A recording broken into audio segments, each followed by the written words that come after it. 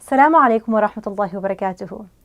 Thank you for joining us for our very first episode on some inspiring Muslim figures throughout history. As I mentioned in the introduction video for this series, I won't be going in any particular order when discussing these women.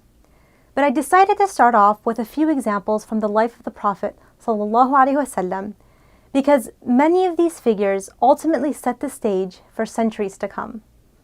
And among the very first women that comes to mind is none other than the wife of the Prophet ﷺ and the daughter of the very first Khalifa, Aisha bint Abi Bakr.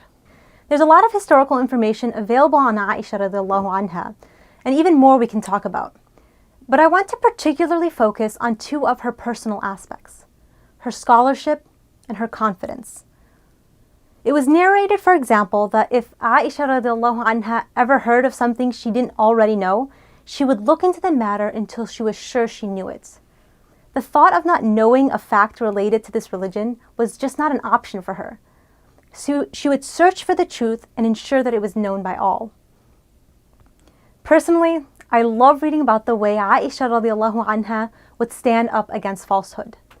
Later in her life, she became famous for voicing frequently her opinion on a lot of topics that eventually became controversial. Take, for example, the story of when the companion Masruq was asking Aisha radiallahu anha about the verses that describe the Prophet ﷺ's ascension to the heaven. He had heard the opinion that the Prophet ﷺ had directly seen God, but Aisha radiallahu anha declared otherwise. But before she even began to state her view and evidence, she stated, أنا أول هذه الأمة سأل عن ذلك النبي صلى الله عليه وسلم. I am among the first of this ummah to have asked the Prophet about this matter. That's confidence. She knew what she was saying, and she was saying it with the proper knowledge. And after this introductory comment, then she began to proceed to explain to Masruq exactly what happened during the night of Al-Isra wal-Mi'raj and her opinion on the matter. And her opinion is actually one that is still held by many scholars today. There's so many more examples of incidents like this occurring where Aisha radiallahu anha corrects or teaches the companions on a particular topic or aspect of the religion.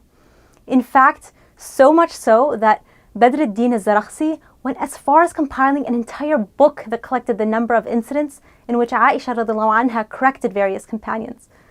And he includes every narration where she deferred from the scholars of the time or made ijtihad for a stronger opinion, or other acts in which she voiced a clear and unique opinion that was supported by evidence.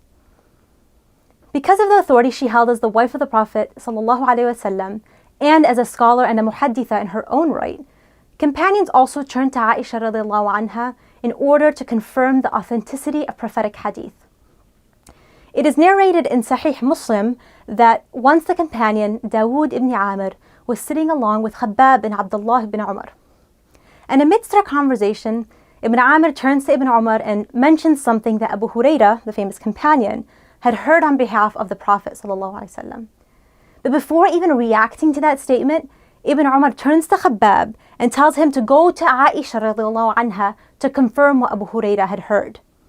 And only until Khabbab returned with the confirmation of his statement from Aisha radiallahu anha did Ibn Umar accept the authenticity of this particular narration. Now, the point in citing these examples is not to elaborate on how or why these other companions' proof was weaker or whatnot, but it's a clear demonstration of the two characteristics that I wanted to highlight today. As I mentioned earlier, both her scholarship and her confidence.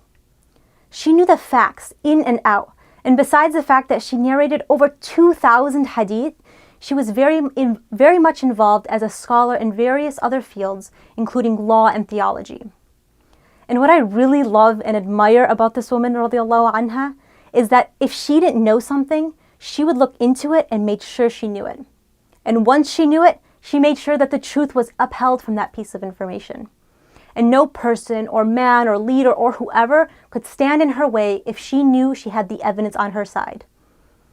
At the end of the day, she wasn't concerned about what people thought about her and her character that was at times sharp and fiery. Her sole aim was to ensure that the truth was never threatened. She spoke up at times when she was the only voice who held a certain opinion. She spoke up when the majority of the scholars disagreed with her. And not only did she always speak up, but she spoke despite societal pressure, and she spoke with confidence. May Allah subhanahu wa ta'ala grant us the strength to speak up for the truth in every situation. And may Allah subhanahu wa ta'ala grant us the wisdom, the knowledge, and the confidence of our mother Aisha radiallahu anha. Ameen. Jazakumullahu khairan. I hope you benefited from this short reminder, and tune in for the next female figure soon, inshallah. Assalamu alaikum.